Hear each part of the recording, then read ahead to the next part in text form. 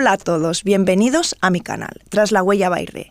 Yo soy Regina y si os apasionan las historias crime, estáis en el lugar correcto. Cada viernes os traeré un nuevo caso, así que si no os lo queréis perder, os pido que os suscribáis y que me deis un like si os ha gustado el vídeo. Ok, esta, queridos amigos, es la peor historia que os he contado hasta ahora. Os tengo que confesar que me ha quitado el sueño.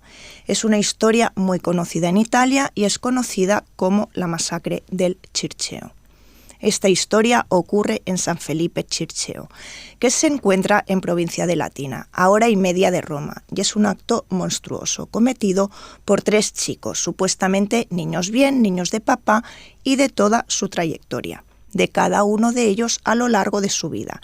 Y en la segunda parte del vídeo me detendré en la trayectoria de uno de ellos, llamado Angelo Izzo, que más adelante siguió cometiendo actos absolutamente repulsivos. Preparaos porque este es un vídeo largo, porque sí, la maldad tiene los tentáculos muy largos.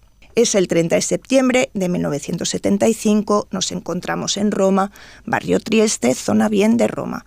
Dentro de un Fiat 127 blanco que se encuentra aparcado, llegan unos ruidos muy raros. Lloros, lamentos, el coche incluso se mueve como si dentro hubiera alguien. Esto lo ve un agente de policía nocturno que llama a la policía.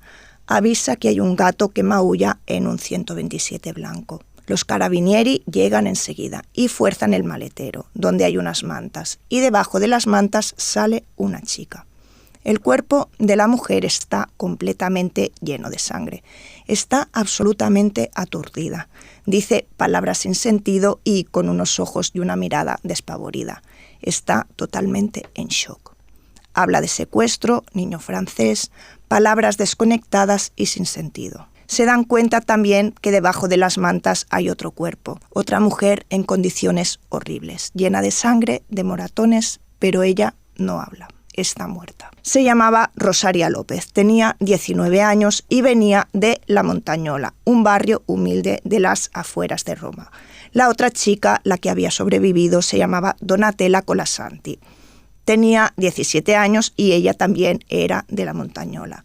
Eran 2 chicas normales, tranquilas, que estudiaban para ser secretarias. Por el momento, Donatella está en estado de shock y no puede hablar, así que los agentes esperan a que se recupere para poder hablar con ella.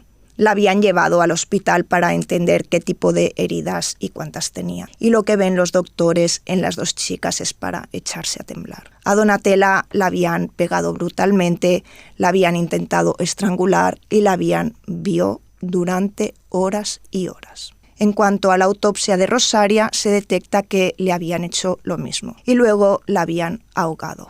Los agentes intentan entender quién les podía haber hecho eso y descubren que el lunes 29 de septiembre las habían visto en la puerta de un cine y que con ellas había un chico joven, alto, delgado y vestido de manera elegante. Los investigadores también descubren quién es el propietario del coche donde se habían encontrado las víctimas y por la matrícula descubren que el propietario es Raffaele Guido. Raffaele Guido es un alto funcionario de banca, un hombre muy rico, un hombre respetable que vivía en la zona bien de Roma. Los investigadores no creen que esta persona pueda ser la autora de semejantes hechos y creen que quizás le podían haber robado el coche, pero ven que no existe ninguna denuncia de robo y tampoco se habían encontrado ninguna señal de haberse forzado. Por tanto, quien hubiera aparcado ese coche en ese lugar tenía que tener las llaves. Pero Raffaele Guido no usaba ese coche de hacía tiempo y además era demasiado mayor para ser el chico con el que estaban las 2 víctimas que lo describían como joven y alto. Los investigadores descubren que este hombre tenía un hijo que se llamaba Gianni. Gianni Guido tenía 19 años, había nacido el 10 de enero de 1956 y era alto, delgado, con la cara despejada de buen chico. Su padre lo describe así: un buen chico con valores que estudiaba y tenía un grupo de amigos que tenían sobre los 20 años, todos buenos chicos de buena familia que iban a un colegio exclusivo, el más exclusivo de la ciudad. Gianni con sus amigos tenían la costumbre de encontrarse siempre en una plaza en el barrio Parioli, un barrio bien de Roma. A este tipo de chicos les llamaban pariolini, de la medio alta burguesía, hijos de papá que se visten bien con dinero, que no les hacía falta de nada, vaya. Los carabinieri empiezan a sospechar de Gianni Guido, pero ¿es posible que un chico de bien haya hecho algo tan horrible? Mientras tanto, Donatella sale del estado de shock. Solo ella podrá demostrar la implicación de Gianni Guido. Por fin podrá explicar qué le ha ocurrido a ella y a su amiga. Por tanto, van a interrogar a Donatella cuando todavía está en el hospital, en su cama todavía dolorida, pero por lo menos consciente. Se acuerda de todo y sí. Ella, ese chico, Gianni, lo conoce. Se lo había presentado otro chico de Parioli, llamado Giampiero Parboni Arquati, que era también el otro pariolino. Venía de buena familia, siempre bien vestido, con cashmere y conducía un Jaguar. Donatella empieza a contar todo lo que le había ocurrido ese día maldito. Explica que ella y su amiga Rosaria, un día de septiembre, se encontraban a la salida de un cine y habían ido allí y que habían conocido a Giampiero. Él se encontraba en un coche y viendo a las dos chicas se había acercado y había empezado a hablarles y se habían dado los números de teléfono. Giampiero algún día después les había llamado y habían quedado en un bar. Donatella y Rosaria habían aceptado enseguida. Es más, tenían muchas ganas de quedar porque eran chicos con clase.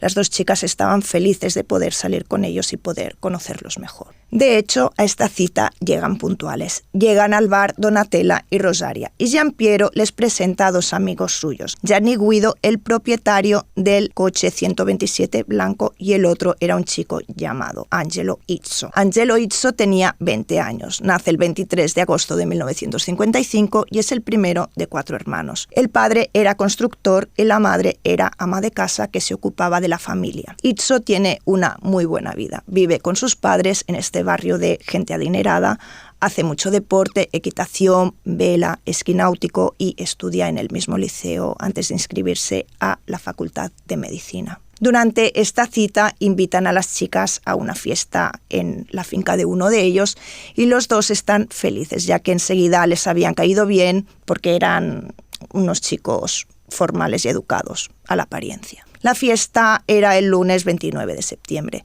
y a las 4 de la tarde de ese día Donatella y Rosaria quedan en la puerta del cine donde les tenía que pasar a buscar Giampiero Parboni Arquati en coche. Sin embargo, a las 4:30 aparece el Fiat 127 blanco, con a bordo solo Gianni Guido y Angelo Izzo. En este momento las dos chicas se decepcionan un poco, les preguntan ¿dónde está Giampiero? Era él que les tenía que pasar a buscar, pero Gianni y Angelo les dice que son ellos los que les iban a llevar a la fiesta porque Giampiero ya estaba allí para preparar todo.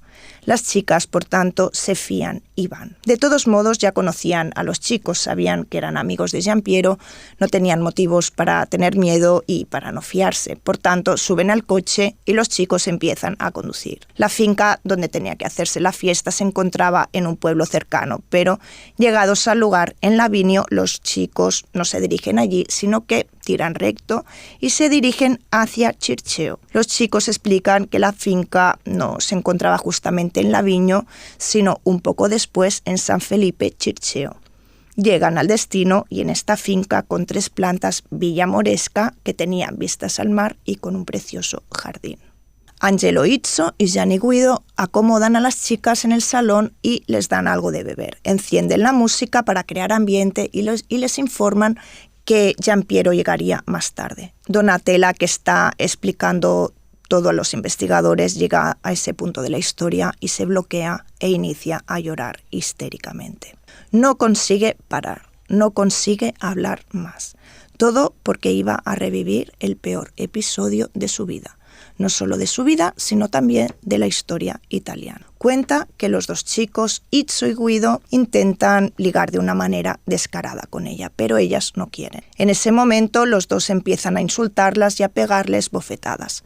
Las tiran al suelo violentamente y las arrastran al baño, encerrándolas allí. En ese momento, a Rosaria le coge un ataque de pánico total. Empieza a llorar, a gritar. En cambio, Donatella consigue controlarse más. Después de un rato, los dos chicos abren la puerta del baño y allí empieza para las chicas un verdadero calvario. Sacan a una cada vez. Les hacen bio de todo tipo durante horas y horas. Los chicos se desfogan con cualquier tipo de perversión y les hacen cosas tan horribles que en un primer momento Donatella no puede ni siquiera explicarlo. Después de horas las encierran de nuevo con llave en el baño y las dos esperan que la pesadilla se haya acabado. Pero por desgracia no es así. Itzo y Guido vuelven a las dos, esta vez con un arma en mano, y las obligan a someterse a la bio de la noche anterior. En ese momento habían pasado 22 horas del inicio de las torturas, y los dos monstruos cuentan a las chicas que pertenecen a la banda de los marselleses y que su jefe, un hombre llamado Jacques, había expresamente pedido 2 chicas. Quería 2 chicas, y por eso ellas estaban allí. Y después de un rato, este Jacques se presenta en la villa.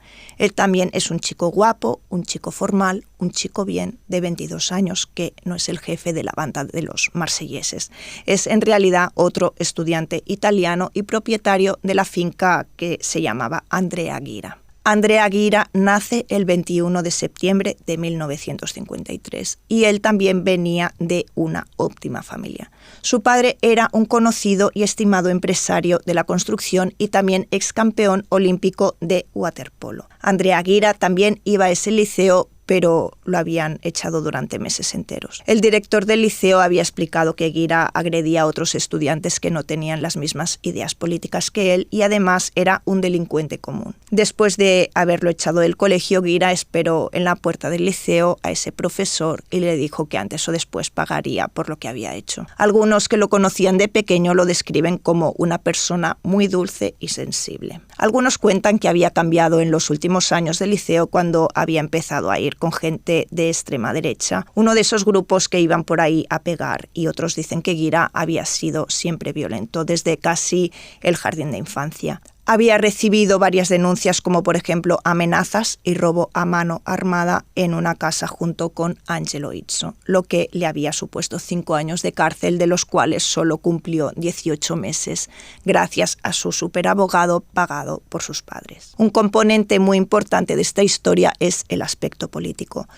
Es el 1975 y en Italia, del 1960 a 1980, nos encontramos en los años de plomo. En estos años había terrorismo y enfrentamientos entre derechas e izquierdas. Los de derechas eran los negros y los de izquierdas eran los rojos. Y en Roma ser negro, ser de derechas, era sinónimo de ser un pariolino. Muchos pariolinos eran de derecha en esos años y por desgracia muchos eran extremistas cercanos a la ideología neona. La del superhombre que se siente superior a todos, y para muchos de ellos la mujer no era nada más que un objeto, algo que se usa para jugar y luego tirarla, algo que no tenía valor. Y eso iba más allá de la orientación política. En esos años el rol de la mujer no se veía como se ve hoy, aunque hoy en día nos queda mucho por hacer, pero imaginaos en aquellos años.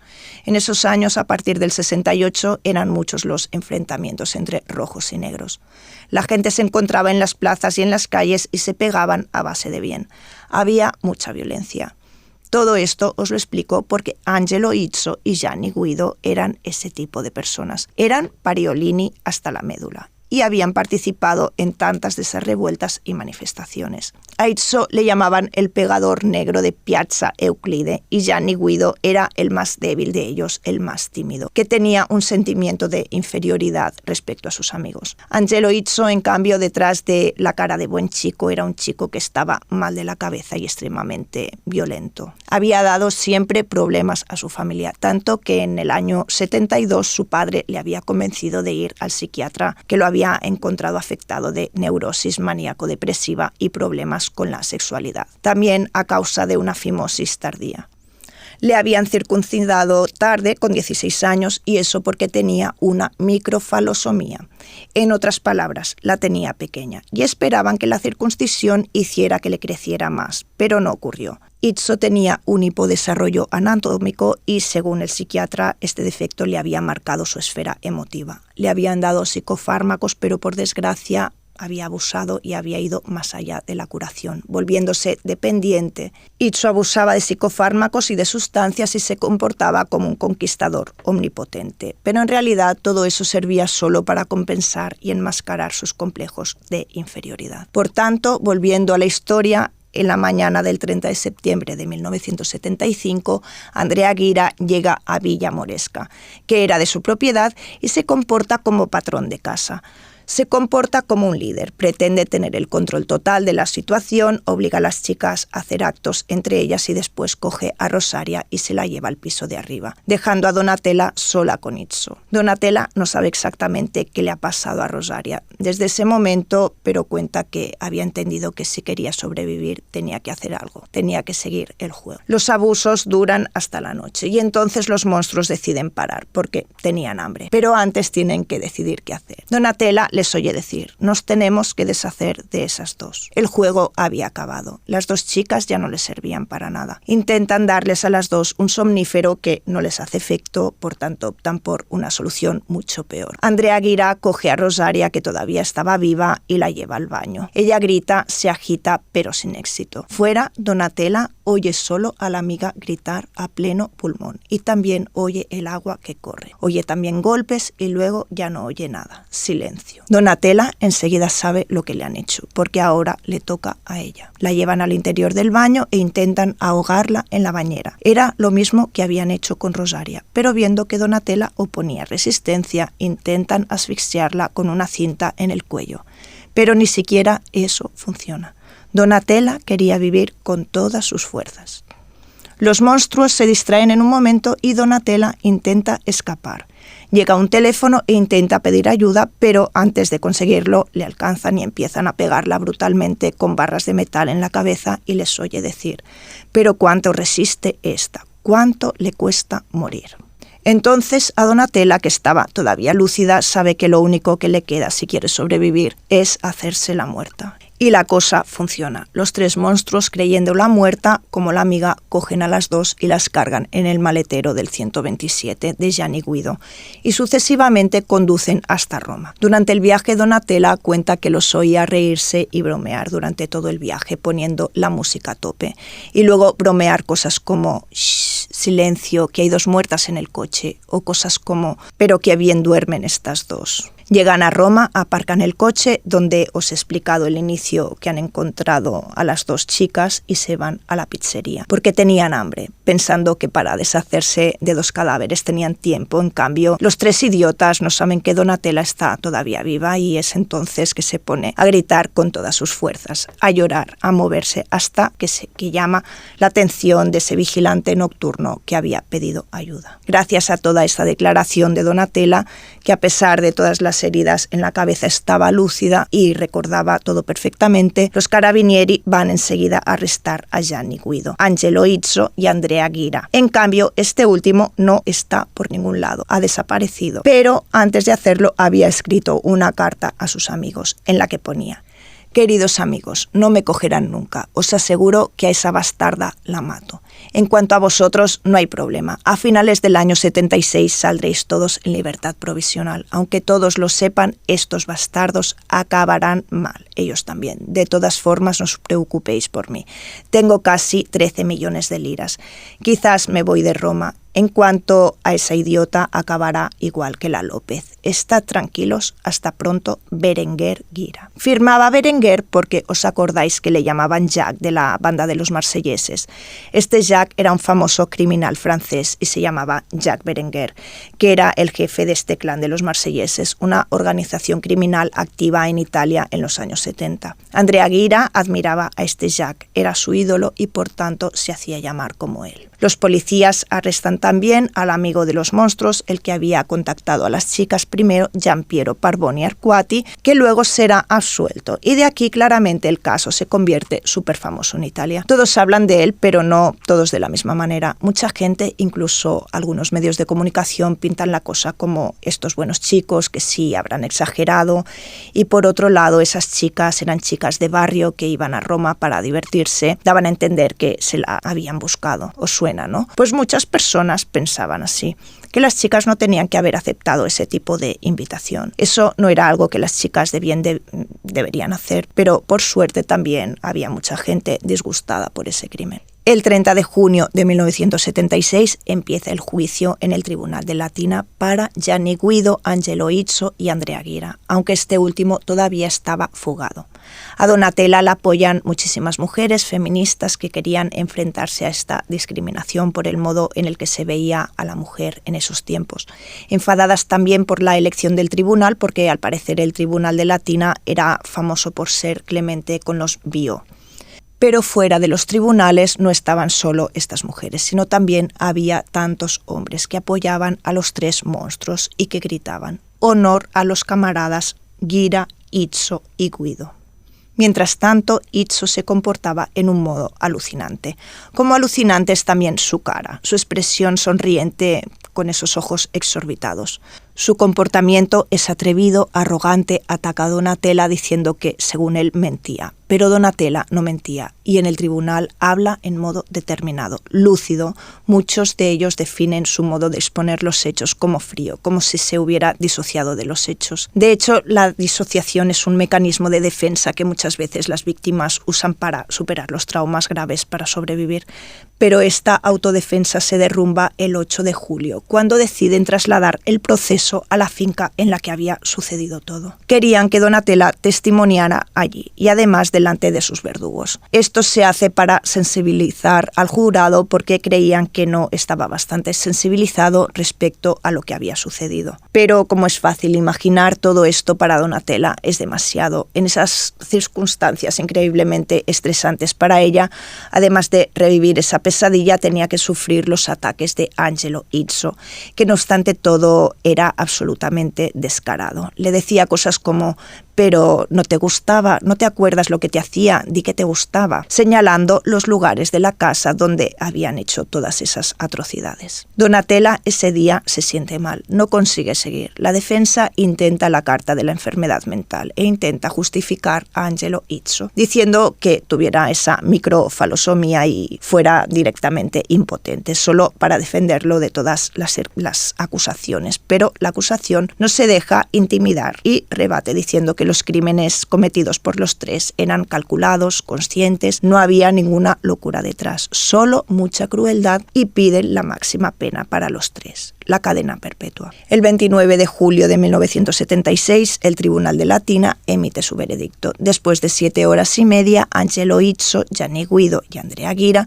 son condenados a cadena perpetua. Es un momento muy importante para Italia. Para las mujeres italianas, eso es como si fuese el momento en el que se dice de verdad que las mujeres se pueden vestir como quieran, con faldas largas, cortas, pero que no se tienen que tocar. El 27 de octubre de 1980, la apelación confirma la pena para Angelo Izzo y Andrea Ghira, que todavía estaba fugado, pero para Gianni Guido las cosas cambian. La cadena perpetua se transforma en 30 años de cárcel, y eso porque él era el más joven del grupo, era el único que no tenía antecedentes, pero sobre todo era el único que la familia de Rosaria López había decidido perdonar. Este perdón crea mucha polémica en la gente, y eso porque la familia de Rosaria había recibido de la familia de Guido una gran cantidad de dinero como resarcimiento, 100 millones de liras. También se lo habían propuesto a Donatella, pero ella nunca aceptó. El hecho de que la familia de Rosaria lo hubiera aceptado hace enfadar totalmente a Donatella, que hace también que discuta con la familia de Rosaria.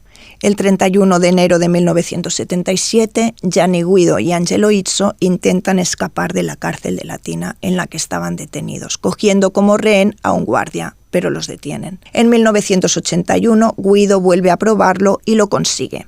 Se escapa a América Latina, a Buenos Aires, donde se reconstruye una vida con una nueva identidad, nuevo trabajo, y se queda allí, libre, hasta el 1974. año en que lo encuentran en Panamá y lo extraditan a Italia. Y después de 14 años pasados en la cárcel de Rebibbia en Roma, lo excarcelan y lo entregan a los servicios sociales. Acabará de descontar la pena en 2009, obteniendo un descuento en la pena de 8 años, gracias al indulto. Noticia que ni a Donatella ni la familia de Rosaria se toman bien, teniendo en cuenta que Guido había estado libre en Buenos Aires del año 81 al 94. En cuanto a Ghira, hay testimonios que dicen haberlo visto en España y se descubre que había cambiado de identidad muchas veces y la última conocida era la de Máximo Testa, alistado en la legión de la que le habían echado por uso de estupefacientes. Parece ser que su vida fue bastante desgraciada, pero no se sabe mucho más, o yo no lo he sabido encontrar, y que una noche se emborrachó y se suicidó. Habían encontrado también la tumba y su cuerpo en Melilla de este Máximo Testa, presumiblemente Ghira, pero no obstante esto, Donatella no lo creyó nunca. Estaba convencida que se trataba de una puesta en escena, pero se ve que le practicaron la exhumación al cuerpo para hacerle este test del ADN y sí parece ser que coincidiría con el de Ghira. Donatella murió en el año 2005, con 47 años, de cáncer de pecho, después de haber luchado contra los fantasmas del Circeo durante el resto de su vida. Nunca se casó, nunca tuvo hijos y nunca aceptó dinero a cambio, porque nada valía su dignidad brutalmente violada. Sus últimas palabras fueron: luchemos por la libertad. Y ahora paso a explicaros la historia más detallada de Angelo Izzo, otra historia monstruosa dentro de esta ya monstruosa historia. Y es que, como os he dicho, el mal tiene los tentáculos muy pero que muy largos, si se les deja campar libremente. Las luces se han apagado después de la masacre del Circeo e Izzo descuenta su pena de una cárcel a otra, pero en la época de estos hechos, en 2004, se encuentra en la cárcel de máxima seguridad de Campobasso. Ha llegado aquí en 1998 y mantiene desde siempre un comportamiento bueno dentro de la cárcel. Se declara incluso disgustado de su pasado y de lo que había hecho. En una entrevista que concede a la televisión y que yo personalmente he visto, es absolutamente alucinante. El hombre parece perfectamente el retrato del hijo pródigo, que se ha equivocado y que se ha redimido. Parece un hombre totalmente diferente. En 2004 han pasado ya 30 años de cárcel, por tanto, este hombre inicia un proceso de rehabilitación que más adelante se convierte en semilibertad y le consienten salir de la cárcel. Así que empieza a salir durante pocas horas con vigilancia, a respirar el aire y a gozar de la luz del sol. Todo confirma el buen andamiento de su reeducación.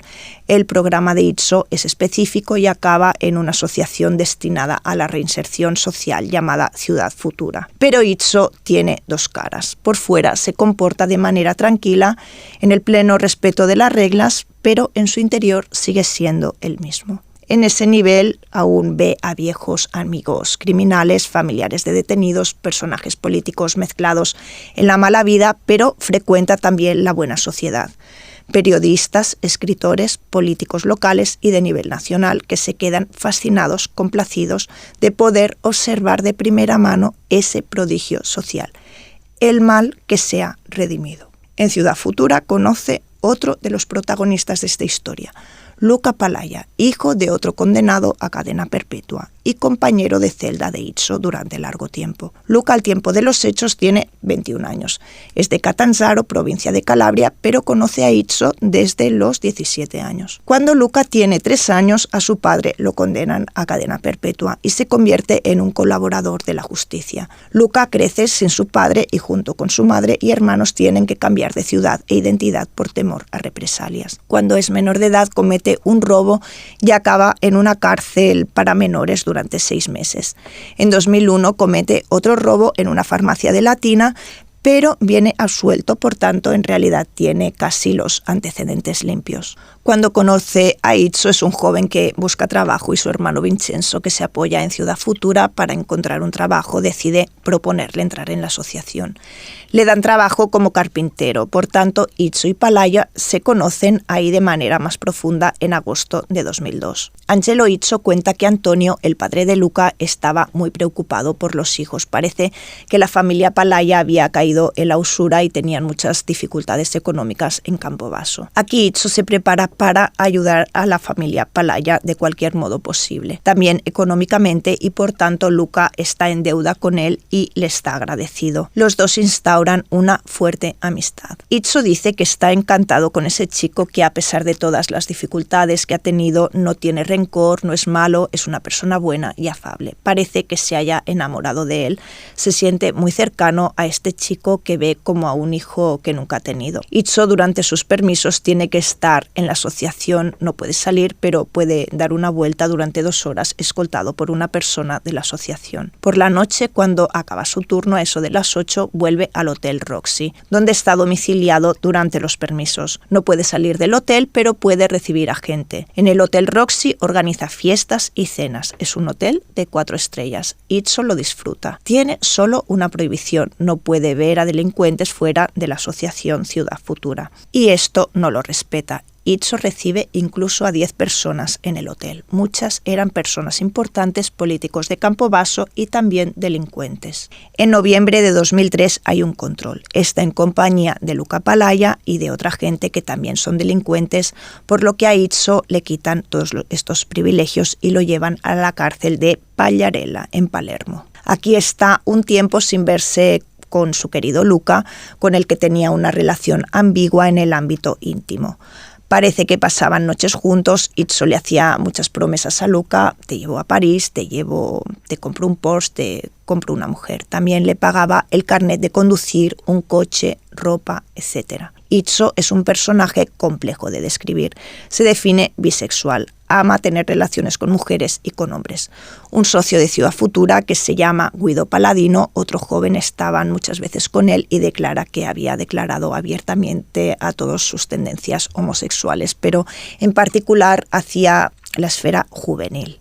Y además que Luca es su tipo. Itso aprecia su compañía, está morbosamente atraído por él, pero declara que más allá de su morbosidad hacia Luca, los dos no han tenido nunca una relación íntima. No se sabe muy bien qué tipo de relación tenían, pero lo que es cierto es que llegan a tener una atadura muy fuerte, casi visceral, y siempre comparten proyectos y negocios poco limpios y también relaciones íntimas con otras mujeres, todos juntos. Itso desde Palermo sigue manteniendo el contacto con Città Futura y también en Palermo, increíblemente, consigue que el tribunal le conceda la semilibertad. Además, Dario Sacomani, el fundador de Ciudad Futura, se ofrece a contratarlo como secretario de la sociedad. Por tanto, asume la responsabilidad de nuevo de su rehabilitación. Así que después de un año de ausencia, en diciembre de 2004, Itso vuelve a Campobasso y vuelve con la semilibertad. Es decir, le ha ido muy bien, mucho mejor que antes. La policía decide mantener sobre Itso una estrecha vigilancia y seguirle constantemente para evitar que cometa ningún daño. ¿Cómo es el día a día de Angelo Itso cuando está en semilibertad? Itso llega a las 9:30 a Ciudad Futura y acaba a la 1 de la tarde. Luego come y vuelve a trabajar a las 2 hasta las 7 de la tarde. En su tiempo libre y días de fiesta tiene que quedarse en Campobasso y comer en los restaurantes de la zona. En ese retorno a la asociación vuelve con sus amistades de Campobasso, en particular Luca Palaya. Los dos se vuelven a ver y con esta vuelta de Itso a Ciudad Futura automáticamente a Palaya le dan otro trabajo. Por tanto, la alegre familia se reconstruye. Luca en Ciudad Futura hace de todo, se encuentra bien, por tanto esta relación vuelve incluso más fuerte y los que le vigilan descubren que Itso se hace ayudar de Palaya. El comando de policía tiene necesidad de pruebas para llevar todo esto al tribunal e intercepta telefónicamente a Itso y sus amigos. En una de estas interceptaciones hablan los dos un poco en código, un poco susurran, hacen alusiones, hablan con frases hechas que entienden solo ellos, por lo que la policía está siempre más convencida que en particular Luca Palaya, Angelo Itso, pero también este otro socio, Guido Paladino, están mezclados en algo raro. En concreto, a finales de abril, es un viernes, ocurre una interceptación especial. La policía entiende que Guido Paladino y Luca Palaya están en un coche para ocuparse de algo para Itso. Los dos vuelven de Campobasso, los dos entran con 2 coches diferentes. Quien está delante, Luca, controla que el camino esté tranquilo y que no haya controles. Los investigadores siguen controlando, pero a las 22 horas escuchan algo que les hace sospechar, algo que les pone en alerta. Los dos chicos que se comunican por el móvil, ya que cada uno está en un coche, están asustados porque pasa una patrulla de policía. Por tanto, los investigadores deducen que ese segundo coche que va detrás transporta algo ilícito y siendo los dos súper amigos de Itzo, entienden que ese algo sea obra de Itzo. ¿Qué hacen entonces? Paran a Paladino, lo llevan a la cárcel y registran el coche. Palaya sigue conduciendo, pero se da cuenta que han parado a su amigo. Inicialmente no encuentran nada de sospechoso y mientras tanto, mientras registran el coche, el jefe de policía empieza a interrogar a Paladino. Pero quien investiga tiene una intuición. Detrás de los asientos posteriores encuentran un trozo de un ordenador. Pero no tiene nada de extraño porque Paladino es técnico informático. El policía que investiga decide abrir con un abridor la carcasa de este trozo de ordenador y dentro encuentra una pistola semiautomática cargada. Bingo. Por tanto, la policía entiende que Itzo todavía se dedica por lo menos al contrabando de armas. Es viernes 29 de abril, empiezan a hablar con Guido y le muestran la pistola encontrada.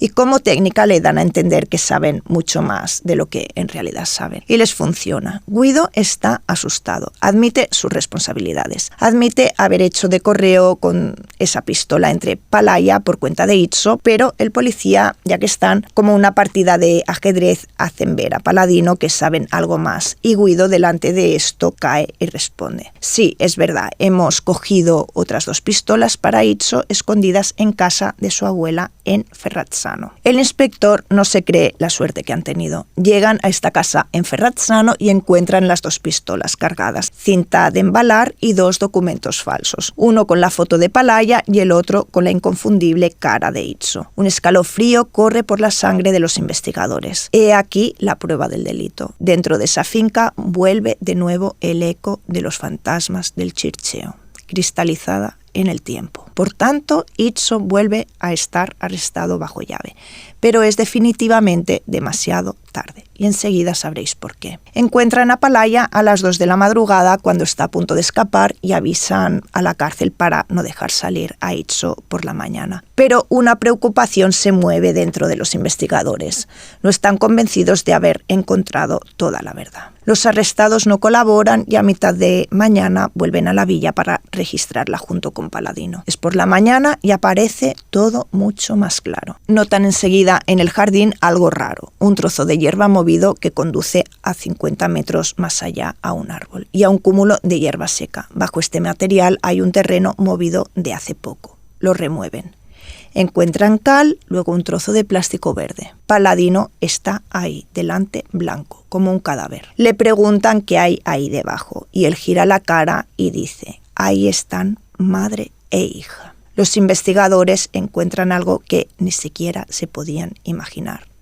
2 cuerpos, uno adulto y el otro más pequeño, envueltos en sacos de plástico verde. El primero que sale es el de una niña, completamente desnuda, con los brazos atados detrás con unas esposas y con una camiseta blanca y rosa envuelta en sus esposas. La boca sellada con adhesivo. Ha muerto asfixiada, tiene un cordón alrededor del cuello. El otro cuerpo es el de una mujer adulta vestida con las manos atadas detrás de la espalda, con esposas y con adhesivo en los ojos y en la boca. La autopsia dirá que se le ha aplicado cuando estaba viva y consciente y que ha intentado liberarse, pudiendo romper las esposas que son de juguete. Por eso, además de las esposas rotas, tenía la cinta de embalar en sus manos. La muerte ha sido también por asfixia.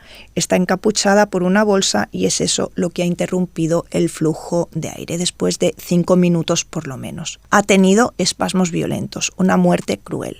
Quien ha decidido matarlas quería que sufrieran. Hemos llegado al sábado 30 de abril. Ahora damos un salto atrás para entender quiénes son esas 2 mujeres y cuál es el hilo que las conecta a Itzo. Los caminos de Palaya e Itzo se han dividido temporalmente. Itzo está en Palermo, en una cárcel muy dura, por lo que ver una cara amiga marca la diferencia en cuanto a la supervivencia. Cuando Itzo ve a Giovanni, un viejo amigo, empiezan a hablar, a comer juntos, a fumar juntos y pasan mucho tiempo juntos.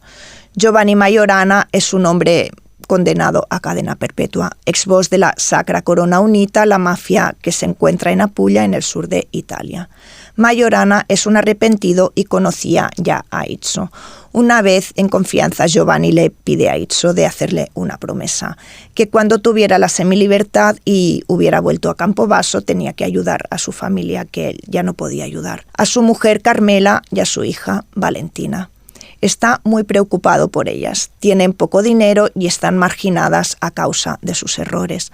Además, él también es un colaborador de la justicia y por tanto las dos están en serio peligro. Giovanni está desesperado y cree que puede fiar su familia a Izzo. Izzo le tranquiliza, él las ayudará. Una vez ha vuelto a Campobasso, Giovanni pide a Izzo de mantener su promesa. Las pone en contacto telefónico con Izzo a través de Ciudad Futura y se llaman frecuentemente con mujer e hija y también con Izzo. En una carta, Izzo escribe a Giovanni: «Querido Giovanni, he visto a Carmela y Valentina. Están perfectamente bien. Hemos bromeado sobre aviones, sobre Disneyland, temas alegres. Valentina me ha conmovido preguntándome si puede llamarme tío. De verdad, qué mona.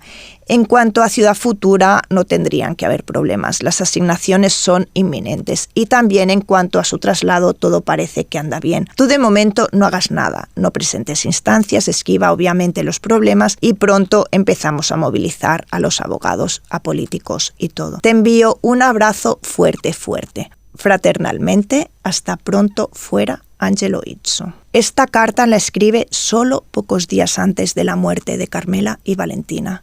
Su homicidio es totalmente premeditado. Pero ¿por qué Izzo las mata? Porque madre e hija se fían de él. Carmela es una mujer que está totalmente desesperada y se muda con su hija a un pueblo llamado Cambatesa para estar cerca de su marido, que en un primer momento lo detienen en Campobasso. Ha pagado el precio de una vida matrimonial con un gran amor, con altos y bajos, pero con problemas que la tienen despierta por la noche.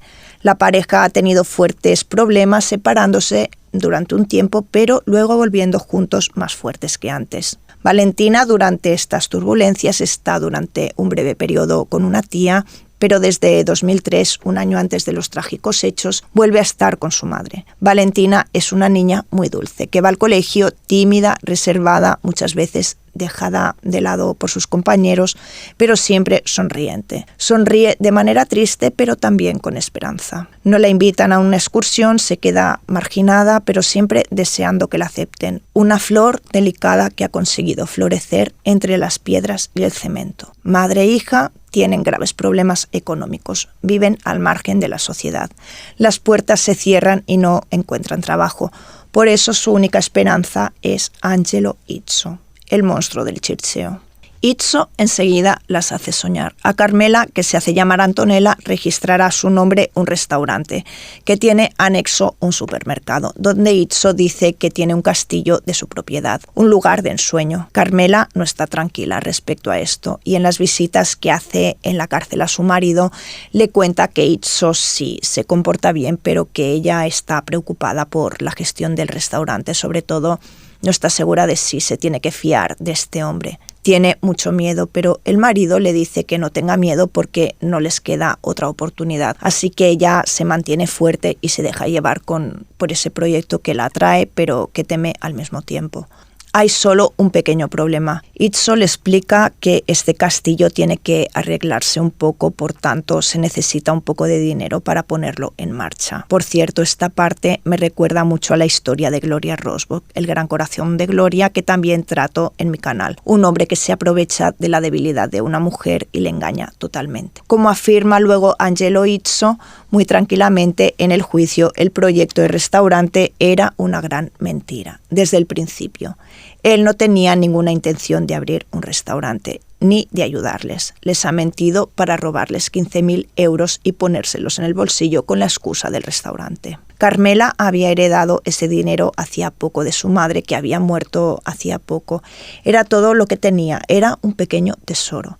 Carmela no quiere dar ese dinero a Izzo, pero el marido durante un mes intenta hacerla razonar. Como ellos no pueden sobrevivir solo con 20.000 euros, esa suma habría acabado, por tanto se tenía que invertir. y de hecho le empieza a dar el dinero a Itso. Primero 2.000 euros y luego 5.500. Carmela habla con la suegra y le dice que no se fía y le dice que no, que ese dinero no se lo dé en mano a Itso. Le pide que por lo menos lo haga de tal manera que deje rastro, pero Carmela no tiene salida. Itso se lo dice claro, o en mano o no se hace nada. A finales de abril, Itso le pide a Carmela ir a Austria para abrir una cuenta corriente necesaria para el inicio de la actividad. Por tanto, organiza un viaje y la fecha de salida es el 28 de abril. Ese es el inicio de su nueva aventura de trabajo. Y las dos mujeres van a Ciudad Futura a las 11. Tienen muchas ganas porque tienen que coger el avión por primera vez. Han ido a la peluquería porque para ellas es un día memorable. Valentina en el colegio cuenta a los amigos y profesores que para ella es un momento muy especial, que tendrá que ir de viaje, que cambiará para siempre su vida. Por tanto, ese día Angelo, Carmela y Valentina tienen que ir a Austria. Junto con ellos está Luca Palaya. Quedan en el Roxy y salen, pero a mitad de camino con una excusa se paran en una finca en Ferrazzano. Allí para descansar, donde comerán. Sea Angelo que Luca cuentan esto. Las dos versiones no cambian entre ellos. El 12 de mayo, es decir, 2 semanas después de la muerte de Carmela y Valentina, Itso decide acarrear con toda la culpa porque las pruebas son aplastantes contra él. Por tanto, cuenta todo con alegría y con todo lujo de detalles. No hay necesidad de decir que este trozo es horrible porque Itso cuenta también mentiras, manipulaciones y exageraciones. Es ácido y cruel. Goza en explicar, en revivir. Cuenta que son 2 mujeres pesadas que se le han enganchado y él no puede más. Según él, cuenta que las ha cogido con champán en Ciudad Futura y después de haber bebido con ambas ha tenido relaciones íntimas con las dos. Llama a Palaya y quedan en el Roxy. Van juntos a esta villa de Ferrazzano, que es de la abuela de Guido Paladino, un amigo que es cómplice, luego veremos cómo. Los 3, Luca, Itso y Guido Paladino, están muchas veces juntos e Itso ve en ellos a sus viejos compañeros de fechorías, Gianni Guido, Andrea Ghira. Ama la idea de mezclarlos en esta historia porque él es capaz de fiarse solo cuando sus amigos y colaboradores se ensucian con él las manos de sangre. Por tanto, esa mañana Palaya sale a las 10 y su móvil se conecta en la zona de Ferrazzano, pero Luca desmiente de haber estado allí, que dista 7 kilómetros de Campobasso. En opinión de la acusación, Luca Palaya había ido a excavar un gran hoyo en la finca. A las 12:36, Itso y Luca se encuentran delante de Roxy. Están también Carmela y Valentina, que tienen con ellas una maleta, saben que tienen que ir a Viena para abrir una cuenta corriente. Cargan las maletas y salen todos juntos. Delante está Itso y Palaya y detrás madre e hija, que están calladas, parecen tranquilas. Durante el trayecto, Itso propone una pequeña desviación para coger unos documentos. Llegan a la villa de Ferrazzano. Luca cuenta que es un mero ejecutor. Se ha encontrado, por desgracia, liado en esta locura, pero los investigadores no le creen. Dicen que Palaya no es tonto, sino un criminal, un alumno de Itso. Llegados a la villa, enfrente de la puerta, las dos bajan y Luca cuenta que nadie habla. Entran en la primera habitación, que es un salón. Itso las invita a sentarse en la mesa y va a la cocina con la excusa de prepararles algo de comer. Itso, de hecho, les lleva algo de comer, unos snacks y Coca-Cola, y después les dice que cogerá unos bocadillos en el coche.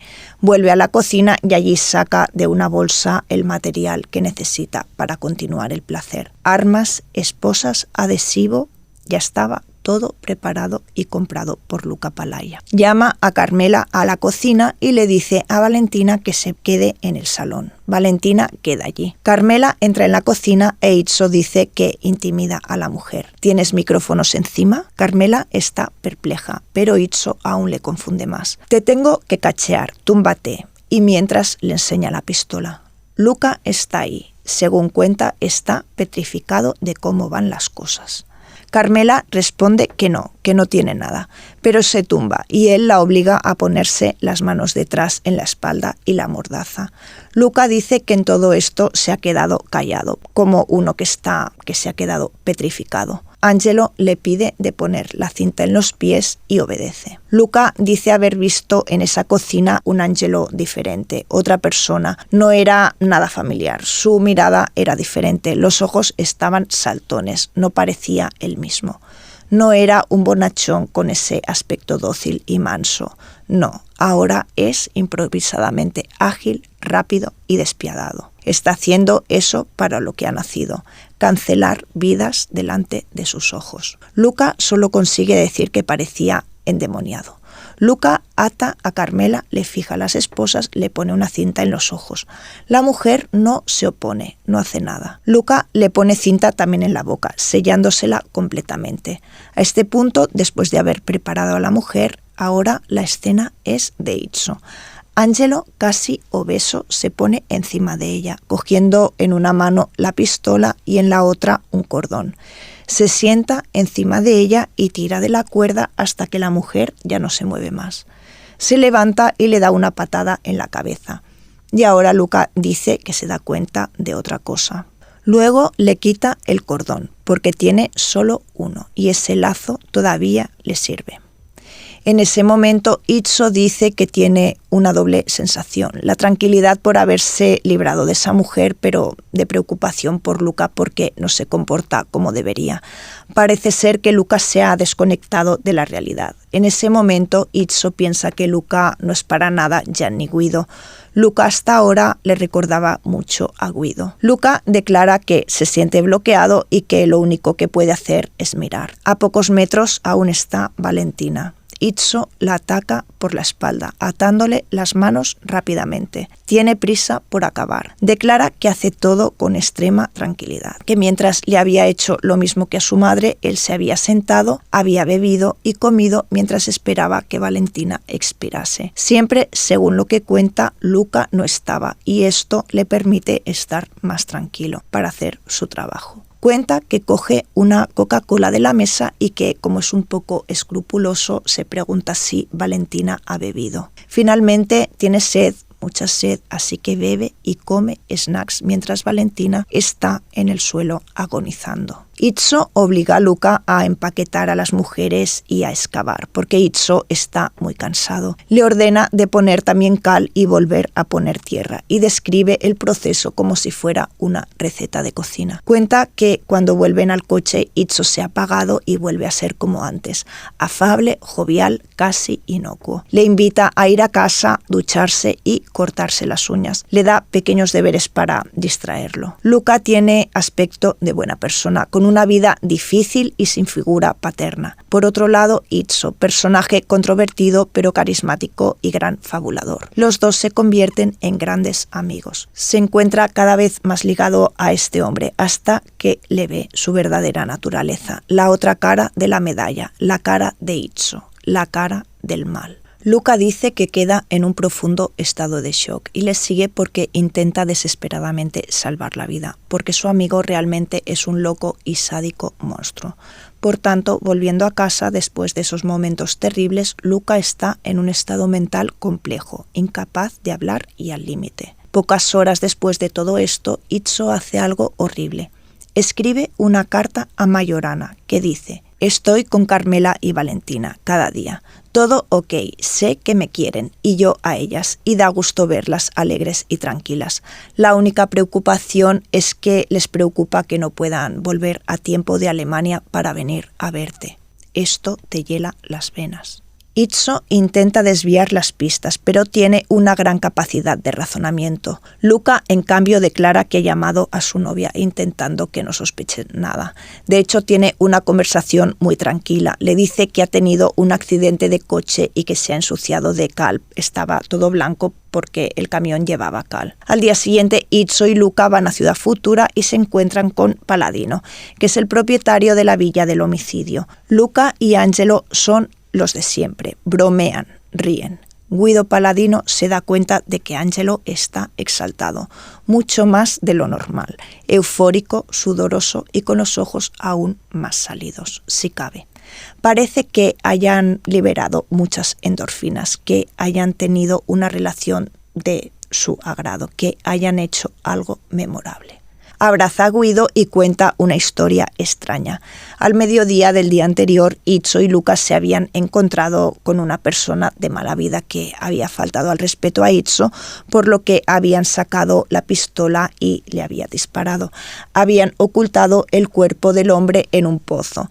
El problema era que estaban delante dos mujeres que eran testimonios incómodos, por lo que las habían llevado a esa casa donde les habían eliminado y enterrado. Luego Itzo pide a Guido Paladino y a Luca de ir a tirar agua a esa fosa para facilitar la descomposición de los cuerpos. Guido declara que se ha quedado en shock, que no sabía si creerle, pero por desgracia tiene que hacer lo que Itzo le pide porque esos cuerpos estaban en su casa e Itzo le amenazaba de involucrarlo también a él. Mientras Luca y Guido están en el coche yendo a la villa, Luca se dirige a Guido y le dice: «Sabes, la pequeña era dura de morir». Y se ríe. ¿Os acordáis de Donatella? Al igual que Donatella, la pequeña no quería morir. Además, esto coincide con lo que cuenta de que está en shock y de que no ha visto el homicidio de Valentina. Los tres llenan de agua la fosa, luego vuelven a casa y sucesivamente irán a hacer estos deberes de Itzo: retirar el arma que más tarde encontrarán en el coche la policía.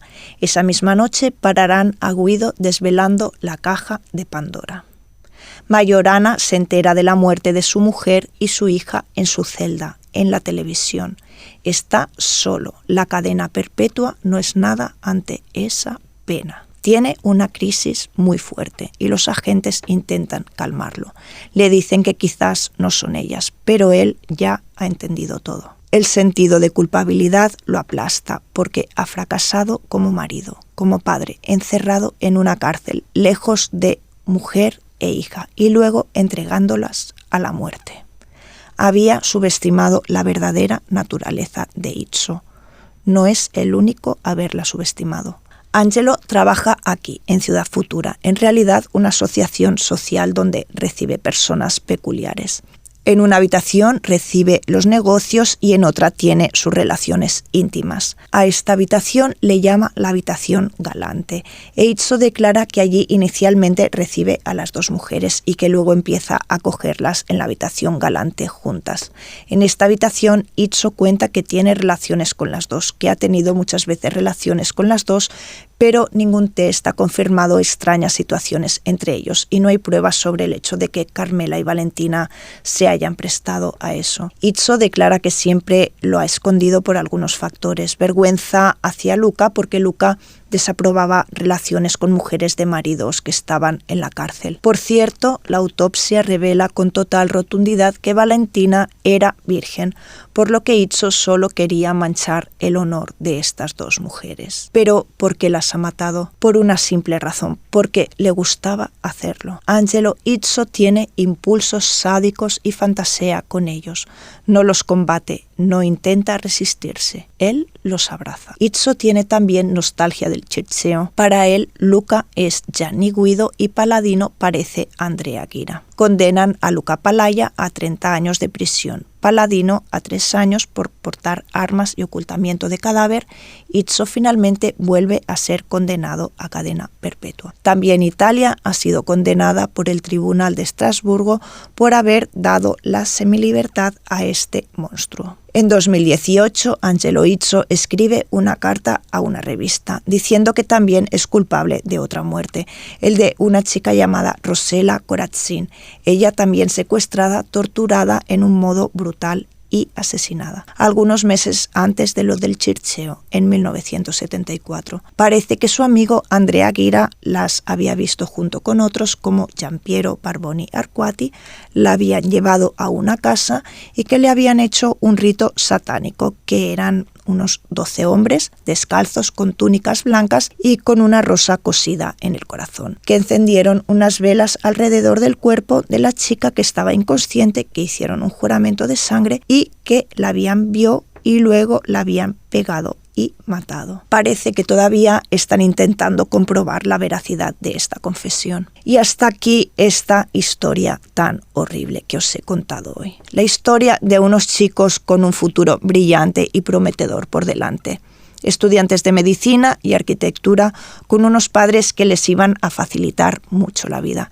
Pero ellos eligieron la oscuridad y el dolor insoportable, arruinando su vida y la de los de su alrededor, y sobre todo la de estas pobres mujeres que tuvieron la desgracia de cruzarse en sus vidas. A veces me pregunto qué hubiera ocurrido si Itzo hubiera conseguido ser médico y qué hubiera ocurrido con los pacientes que hubiera caído en las manos de este psicópata de manual. La verdad que sobre Itzo hay mucha información online. He visto entrevistas, juicios y conversaciones interceptadas por la policía que darían para hacer otro vídeo. Así que si os interesa el tema, ponedmelo en comentarios y haré otro vídeo más completo sobre este personaje. Y yo, amigos, después de toda esta maldad, me despido, no sin antes preguntaros qué pensáis sobre el caso. Y si queréis, también dejádmelo en comentarios. Hasta la semana que viene.